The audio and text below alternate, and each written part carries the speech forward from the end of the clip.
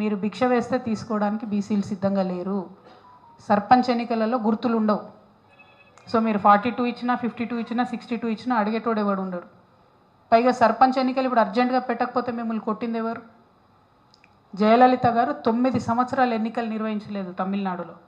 అప్పుడు పివి నరసింహారావు గారు ప్రెషర్లోకి వచ్చి అప్పుడు 9th షెడ్యూల్లో పెట్టుకొని మనం దాన్ని రిజర్వేషన్లు వాళ్ళు తమిళనాడులో సాధించుకున్నారు. పేరుకు చెప్పడానికి రేవంత్ రెడ్డి గారు ఏం చెప్తారు? నేను తమిళనాడు తరహా సాధిస్తా అని చెప్తారు.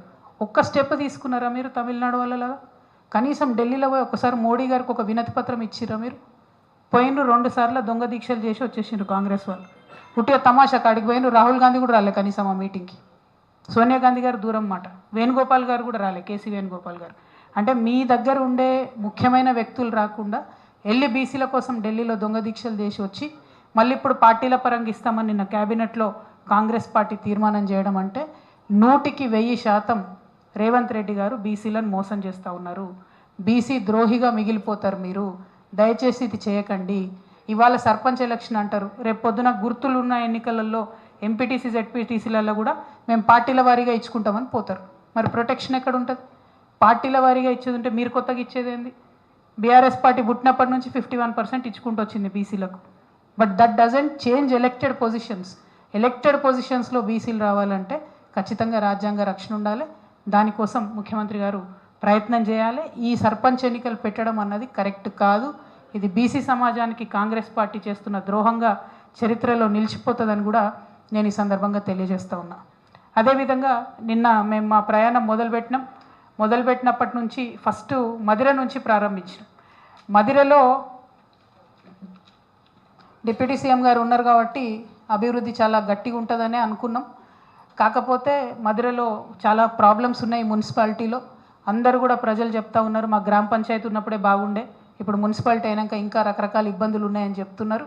ఆ ఇబ్బందులు లేకుండా త్వరితగతిన పూర్తి చేస్తారని చెప్పి మేము డిప్యూటీ సీఎం గారిని డిమాండ్ చేస్తూ ఉన్నాం. ఎట్ ద సేమ్ టైం అంతకుముందు బీఆర్ఎస్ కట్టినటువంటి 100 పడకల హాస్పిటల్ను 2 సంవత్సరాల నుంచి బట్టి విక్రమార్క గారు తాళమేసి పెట్టిండ్రు. కేవలం బీఆర్ఎస్ పార్టీ క్రెడిట్ పోవద్దని. కానీ ఇబ్బంది పడేది మీ మదిర ప్రజలన్న విషయం దయచేసి బట్టి విక్రమార్క గారు గమనించుకొని త్వరితగతిన ఆ హాస్పిటల్ ఓపెన్ చేయాలని కోరుతూ ఉన్నాం. మీ మదిర నియోజకవర్గంలో జూనియర్ కాలేజ్ చాలా భయంకరమైన పరిస్థితిలో ఉంది. దయచేసి త్వరితగతిన దానికి నిధులు మంజూరు చేయాలని చెప్పి డిప్యూటీ సీఎం గారిని డిమాండ్ చేస్తూ ఉన్నాం. అదేవిధంగా మదిరలో జమలాపురం టెంపుల్కి వెళ్ళినాం మేము. అది తెలంగాణ తిరుపతిగా పిలుస్తారు, 1000 సంవత్సరాల చరిత్ర ఉన్న టెంపుల్. కానీ ఇంతవరకు బీఆర్ఎస్ కావచ్చు కాంగ్రెస్ కావచ్చు ఎవ్వరు కూడా టెంపుల్ అభివృద్ధికి ₹1 కూడా ఇవ్వలేదు. అక్కడ వాళ్ళందరూ కూడా డిమాండ్ చేశారు, ప్రభుత్వం నుంచి మాకు వసతులు కావాలి, ఇక్కడ ఇంకా ఫెసిలిటీస్ కావాలి, మమ్మల్ని పట్టించుకుంటలేరని డిమాండ్ చేసిండ్రు. మీరు డిప్యూటీ సీఎంగా ఉన్నారు కాబట్టి, చేయగలిగే పరిస్థితిలో ఉన్నారు కాబట్టి జమలాపురం వెంకటేశ్వర స్వామి వారికి మరి కొంత ఆదాయాన్ని సమకూర్చాలి, వసతులు సమకూర్చాలని డిప్యూటీ సీఎం గారిని నేను డిమాండ్ చేస్తూ ఉన్నాను. అదేవిధంగా 26 సంవత్సరాల నుంచి లెదర్ పార్క్ కోసం అక్కడ భూమి ఇచ్చి ఉన్నారు. అక్కడ మొత్తం ఆ మెంబర్స్ అందరు కూడా చుట్టుపక్కల ఉన్న 13 గ్రామాల వాళ్ళు కూడా లెదర్ పార్క్ ప్రారంభించాలని అడుగుతున్నారు. కానీ అక్కడ గ్రామస్తులేమో దాన్ని వ్యతిరేకిస్తున్నారు, మాకు వాసన వస్తుందేమో, స్మెల్ వస్తుందేమో అని. నేను డిప్యూటీ సీఎం గారిని కోరేది ఒకటే, ఆ భూమి దళితులకు ఇచ్చి ఉన్నారు, ఆ సొసైటీలో ఉన్నది కాబట్టి మరి ఇంకేమన్నా ఇండస్ట్రీ పెట్టగలుగుతారా? ఎట్లా అక్కడ ఉండేటటువంటి గ్రామాల్లో ఉన్న ప్రజలకు హెల్ప్ చేస్తారు? ఏదో ఒక పరిశ్రమ తీసుకొచ్చి ఉద్యోగాల కల్పన చేయాలని చెప్పి నేను డిప్యూటీ సీఎం గారిని డిమాండ్ చేస్తూ ఉన్నాను. అట్లానే మరి అదే నియోజకవర్గంలో నిన్న పాతర్లపాడు అనేటటువంటి గ్రామానికి వెళ్ళి రావడం జరిగింది. మరి అక్కడ సామినేని రామారావు గారు అనేటటువంటి పెద్ద మనిషిని దారుణంగా హత్య చేసి చంపి కూడా 20 రోజులు అయిపోతూ ఉంది.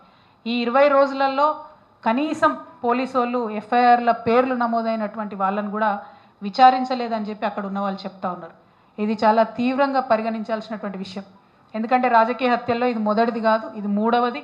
డిప్యూటీ సీఎం గారి కాన్స్టిట్యున్సీలో 3వ రాజకీయ హత్య జరిగితే కూడా పోలీసులు మౌనం వహించడం అన్నది డెఫినెట్గా మంచిది కాదు. తెలంగాణలో మనం ఇట్లాంటి రాజకీయాలు ఎంకరేజ్ చేయడం అన్నది కరెక్ట్ కాదని చెప్పి